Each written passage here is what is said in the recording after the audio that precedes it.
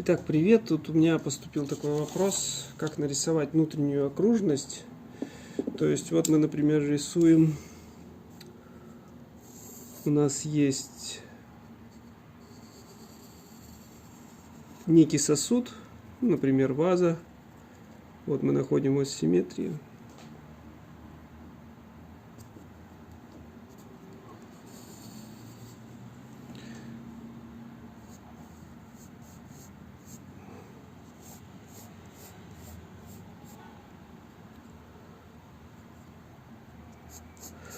Вот мы находим ось симметрии, находим эллипс, рисуем эллипс. И у нас стоит задача нарисовать толщинку, то есть предмета. То есть представьте тут так. И возникает вопрос, как нарисовать грамотно эту толщину. Я специально чуть ее сделаю толстую. Представьте, что это такой вот тяжелый глиняный предмет. И как ее нарисовать так, чтобы она была встроена. Эта задача меня долго мучила. Я не мог найти никакой ответ. Никто мне не мог толком объяснить. Но со временем я с этим разобрался.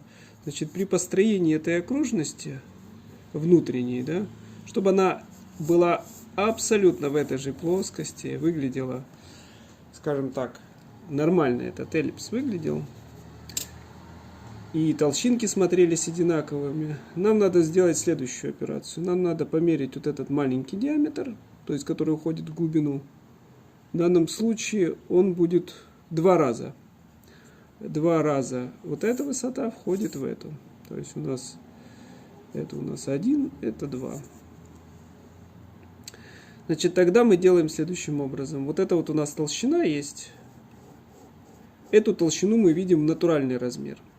Но вот это мы в сокращении.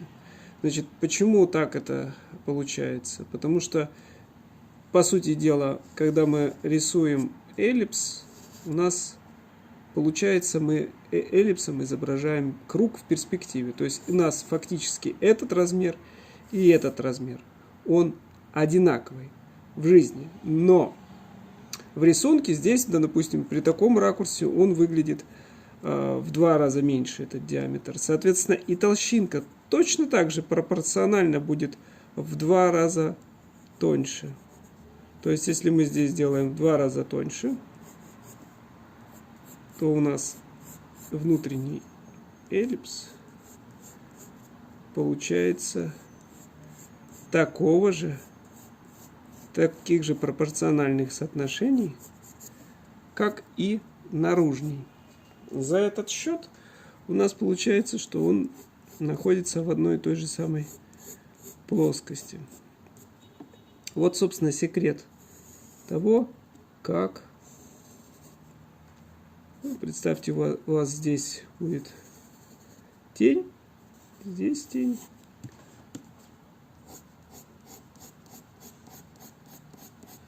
Таким вот образом. А здесь тень будет, соответственно, внутри.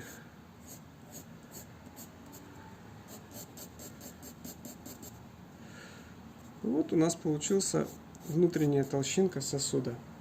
Вот. Если у нас будет ближе к линии горизонта окружность, и вот такая она будет прям совсем тонкая. Ну, такое бывает, когда вы смотрите на сосуд буквально чуть-чуть выше его верхней окружности, то разница, соответственно, будет значительно больше. То есть сколько раз у нас здесь укладывается, там измеряем, допустим, 4 раза, да, то вот эта толщина должна быть 4 раза толще, чем здесь. Делаем, соответственно, разницу между боковинками и этим в 4 раза.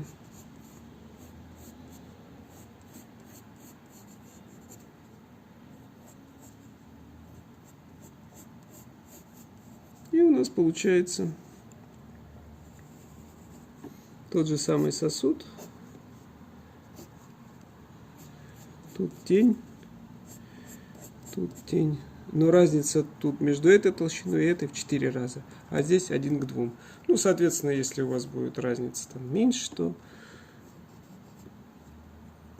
есть самое главное соотносить этот диаметр к этому диаметру. Во сколько раз этот меньше, во столько и эта толщинка будет меньше, чем вот эта. И здесь, соответственно, точно такая же вот петрушка. Ну, надеюсь, вам понятен этот совет. С вами был Денис Чернов. Ну что ж, подписывайтесь на мой канал, ставьте лайки. Спасибо большое. До скорых встреч.